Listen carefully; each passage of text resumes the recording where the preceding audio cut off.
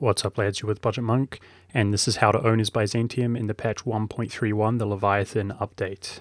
So a new patch, a new Budget Monk Byzantium video, right? That's how we roll around here. I will do you guys a favor and jump right into things. I'll chat a little bit towards the end of this video.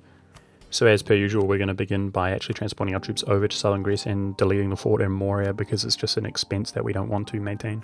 Apart from that, we're going to be starting off with the estate shenanigans, and this is actually pretty important to the start here. So we're going to be seizing land. That's what I do at the beginning of every one of my campaigns. I'm also going to opt to take a small penalty in losing crownland and actually take the admin points per month here. But otherwise, when I'm taking these bonuses, I want the equilibrium of each estate to actually be above 50, so that way it works its way back up to where we can take crownland, seize crownland without any actual penalties. Otherwise, it's going to be really important that you actually take the indebted to the burghers here, which are going to give you 5 loans, which you only have to pay back with 1% interest. So in other words, pretty much free money. It's just going to cost you a little bit of inflation. And with that money, we're going to be spending it on 2 heavy ships, one in Achaea and one in Constantinople. The reason we're doing it in those provinces is because they actually build ships faster. Otherwise, we're going to be building 4 galleys, 2 in Moria and 2 in Corinth. Next, I'm going to opt to hire 12 out of 11 troops in Athens, and I'm going to be turning both my naval and army maintenance down, and we're going to be waiting until we're actually in possession of everything that we have recruited. So otherwise, if we talk about diplomacy really quickly, you should be improving relations with Albania and the Knights from the first month in the onset of the game. And what I'm going to opt to do is use our 3rd diplomat to actually guarantee both of them, and therefore that's going to allow you to acquire them as an ally that much sooner. And then I tasked my 3rd diplomat with just simply building a spy network in the Ottomans, which improves siege ability and so on. So I'm going to go ahead and speed it up here until we're near the point in which we finish building everything that we have recruited. I know it's not that visually appealing, guys, to just speed up footage like this, but I prefer to do it rather than making hard cuts, so you guys can see that nothing different has actually gone on. I'm simply trying to fish for the Knights and Albanian alliance as quickly as possible, which is very easily obtained, by the way. Alright, so now that we've acquired both of those alliances, what I'm going to be doing is going to show diplomatic feedback and actually vital interesting everything along the Albanian border, but leaving him with a province in Serbia which is of strategic interest. And I'm going to go ahead and do the same thing with the Knights, but in this case, I'm just going to simply vital interest every single coastal province. Now, if you don't know exactly what I'm doing here, I recommend you watch my previous video called basically Eu4, the Promised Land Swindle. I'm just trying to exploit this situation so I can take as much land as I can without actually handing that stuff to Albania in particular. So let's skip ahead here just until the point at which that everything we've recruited is near finished. That's pretty much all you're going to want to do, guys, but just to clarify so we're all on the same page, you're going to want to actually have 19 fleet in the process of being created, 2 of which are heavy ships, otherwise you're reinforcing with galleys. You're also going to want to be at 12 out of 11 infantry, and as those final ships become near completion, you're going to want to go ahead and start maintaining both your infantry and navy, just for about a month or so before those final ships are completed. Alright, so as crunch time here is approaching, I'm going to be hiring 3 mercenary stacks. I opt to take the Free Company Militia as they're way cheaper, and I do opt to actually take the 3 cheapest stacks in general.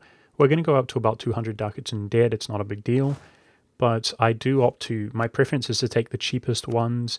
Don't worry too much about the generals that they have or anything like that, which is appealing. Let's just try to manage the economy here.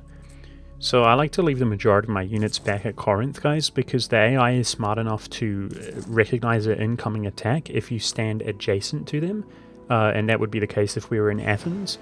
Speaking of Athens, I actually want to have 1k there and have attached nearby friendly troops checked and enabled. Otherwise, make sure that Athens is on supportive in your vassal tab. So provided that you did everything at the onset of this game, then therefore you should be in the exact same position now after those units have finished recruiting. So it's around December here that we're waiting on our last merc stack, and yeah, we're going to be looking at actually engaging the Ottomans in an offensive war. I'm going to go ahead and box all of our units in Corinth and move them into Athens just so that they begin adjacent to the Ottomans in Athens at the beginning of the month. That's going to give us plenty of time to walk up to Macedonia with all of our units and actually arrive there before the end of Jan. So at the beginning of the month, guys, on the 1st of Jan, we're going to be dowing the Ottomans. Make sure to make Selenik the war goal, which is, of course, is the location of the fort there, which will be mothballed and unmaintained. You're also going to want to make sure that your entirety of your fleet is in the straits as well for the onset of this war. And with no more further ado, guys, let's go. Make sure to bring in Albania and the Knights, promising them both land. So all we're going to do is box everything and walk to Selenik. Just keep in mind that the Athenians will slow down the stack that they attach to. And our navy is going to go ahead and destroy their little fleet here, which is in the strait. Now, if we pause it here, I want you guys to take note of what we're dealing with here. Look at their fleet compared to ours. It's an absolute joke. Now, they have about 11,000 more cavalry than us, which is pretty significant, and they have 2k less infantry than us. So those forces are pretty comparable, guys, not to mention the fact that Athens, Albania, and the Knights will all be reinforcing throughout the course of this war. To summarize, we are outnumbered a little bit, right? And we all know the Ottomans' quality is a bit better at the beginning of the game. So if we discuss the other advantages that we have superior fleet, which is going to allow us to control the straits. It also allows us to blockade his forts, whilst ensuring the fact that he cannot blockade ours. But that's not all, because I've ensured that our fleet is actually the perfect size to naval barrage his coastal forts. And let's not forget our old school homeboy, Skanderbeg, the 555 general that's going to be provided by Albania. The point that I'm trying to stress and emphasize here, guys, is that this is a very winnable war. And the advantage that you have is that it is right from the onset of the game. So you can always try again if you need to.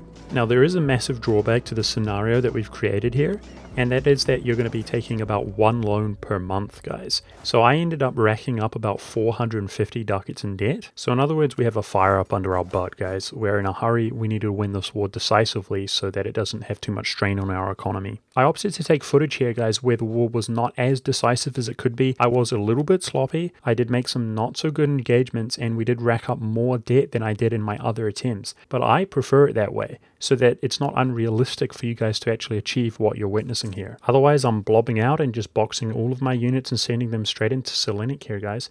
My plan is to follow through from that into the fort just adjacent to Thrace. And as the fort was not maintained, we go ahead and take it within 1 month here. So needless to say that the next fort does have some garrison inside, but it's not too much, right? Because there's only been 2 ticks of the month. So my goal is pretty straightforward. We're going to box everything and get over there as quickly as we can. We're also going to box our fleet, blockade it, and actually naval barrage, then assault down the fort. Now, if we harken back to one of my older videos, you might recall that AI used to box all of their units and go into Constantinople with everything. After the second fort is under our control, he has nowhere to retreat to over the strait. So we know that if we defeat one of their stacks in battle, or their entire army for that matter, it's going to be injured, it's going to be low morale, and it's going to be retreating somewhere within the Balkans. So it should not be too difficult to hunt down that army and stack wipe it in its injured state. So you should have one big goal in your mind now that those 2 forts are occupied, and that's to overcome and defeat one of his individual stacks. And then finally, when that is dealt with, needless to say, you're going to be gunning it for the second stack and stack wiping him, therefore dominating and owning the entire European side, including the war goal, of course. So like I said, I didn't perform that well in this footage, and if you watch closely, you'll notice a few things, like I'm going for his capital. This should not be a priority at this stage. What I am doing is handing off one of his forts to Athens, and that's for financial reasons, so that Athens is paying the maintenance. I recommend doing that to both forts, but I've lost my opportunity to do it to the one in Macedonia right now, because you cannot exchange hands between occupations while it is occupied currently by the Ottoman troops standing there. So as far as my thought process right now, guys, I'm trying to maneuver my army around the northern Ottoman stack there towards the southern one. I actually want to stand in between Athens and Macedonia and occupy that province. Once the province is occupied, my plan is to scorch earth. And what scorch earth does is that it reduces the movement of enemy troops walking into that province by 50%. So then if we take all of our army, or the vast majority of our army, in against the 12k in Athens, due to Skanderbeg's help, we should be able to win that engagement before the Ottomans arrive, as they have to move through 2 provinces, but it's as though they have to move through 3 provinces because their movement is hindered from one to another. Now, as you can see, the Ottomans move away from Athens, and it didn't quite go according to plan. But the reason that I explained that thought process is because you should be having the same thought process. So right now, we're trying to defeat one of his stacks, stack wipe it, isolate his second stack, stack wipe that, and we have won the war at that point. You can see that the Ottomans are making an engagement against Albania and Skanderbeg in the mountains, as he was a little bit unruly and wasn't attached to my army at this point. Pretty typical situation. So I'm trying to use my own armies to reinforce him here, which I think is pretty realistic, but unfortunately I barely did not make it in. However, Skanderbeg did do enough damage, thankfully, that I was able to defeat the Ottomans here despite the mountain penalty and actually stack wipe him myself. So like I said, it didn't go perfectly here, but nonetheless, one of his stacks is dealt with. So at this point, I'm going to spread out a little bit and try to make some occupations, and the thought process here is that I don't want the Ottomans reinforcing on the European side of the strait. So I'm just going to speed up the footage here a little bit, guys, as it's pretty clear I'm just doing some micromanagement, trying to actually siege down everything. Like I said, what ends up happening is his big boy stack is pretty intimidating for me, and I'm trying to delay so Skanderbeg can actually reinforce and hopefully attach his general, which disappeared because he got stack wiped. If you're paying attention, you'll notice that I'm fabricating a spy network on Ragusa. Once you win the war and you actually have your core in Greece, you do have the ability to claim Ragusa, and I recommend doing that because it gives you the option of attacking Ragusa and resetting your truce with the Ottomans.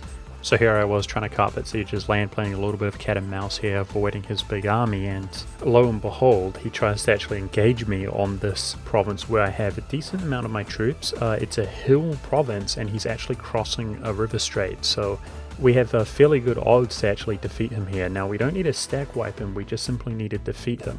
So what I'm going to do is immediately when I notice, I'm going to scorch the earth, which is going to slow down the rate he reinforces.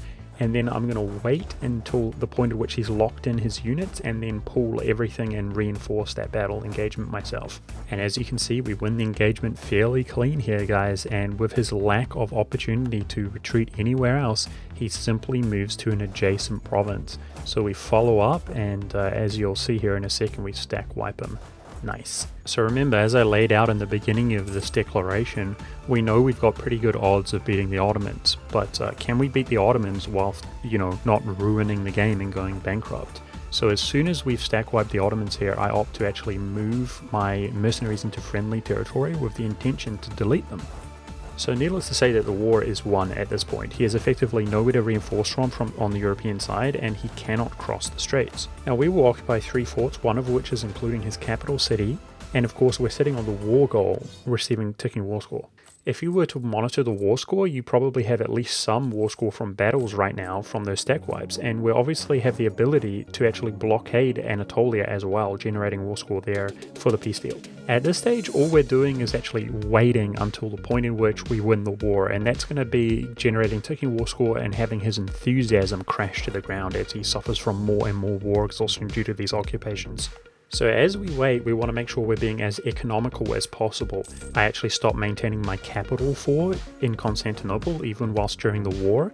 I'm turning the maintenance down on my troops, and I'm also distributing them evenly among provinces which have loot so that we get spoils of war. It's also really economical to apply the trade edict to Thrace under this circumstance, and I ended up having about 25% trade power in Thrace due to these occupations also. So again, just to reiterate, you'll notice my occupations of the forts are under Athens' control, so that he's paying for them, and if you're paying attention, you'll see that nice green tick up there as we're actually generating income in this circumstance despite having all of this interest we have to pay back due to these loans. Alrighty, so I'm going to speed up the footage here really quickly as we're essentially just sitting around, and I'll use this opportunity to actually talk about the fact that I might be inspired to make a follow-up video if you guys show enough interest as to how you could continue to steamroll and have a really good game as Byzantium. And I'm probably also going to be working on a how to own as Byzantium on very hard difficulty.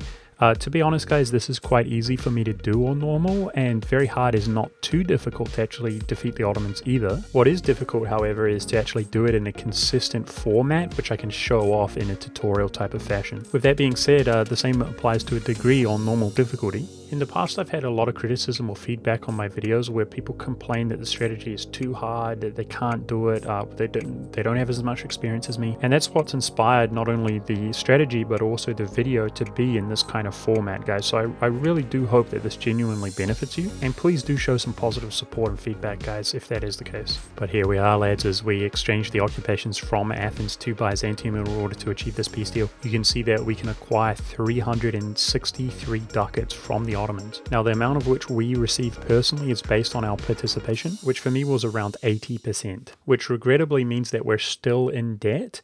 The way that I like to deal with that is I think managing the economy is really important, is to actually state everything up, and once your economy has improved overall, I like to sell Crownland. And despite the war going fairly sloppy and having a whopping 450 ducats in debt, I end up having 2 measly burgers loans with 1% interest, which is a total of about 40 ducats, guys. So we came away with a pretty clean victory there, and the only real downside is that we spent some inflation on winning this war. You'll also notice that both Albania and the Knights are not mad at us for having not granted them land, and that's what I was doing when I was checking the diplomatic interest and actually vital interest in specific provinces. There it is, lads. I really do hope that this video benefited you and this strategy can enable you to have some epic victories.